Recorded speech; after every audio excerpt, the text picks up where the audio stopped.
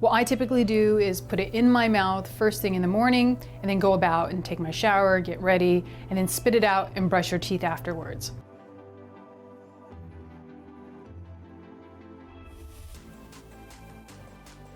Oil pulling is one of the simplest and oldest detoxification methods, and it's fantastic because you actually get to use your mouth for something good rather than just using it to put toxins in your body.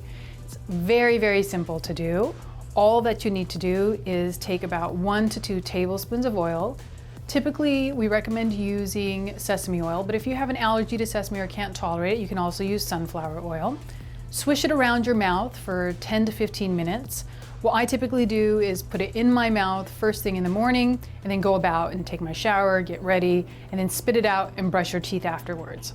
The way that oil pulling works is salivary glands naturally concentrate toxins, and the oil pulls the saliva out of those glands and captures the toxins.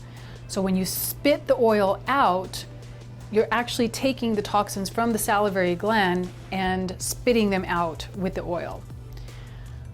I typically do this on a daily basis to make sure that my body doesn't accumulate toxins just from my daily routine.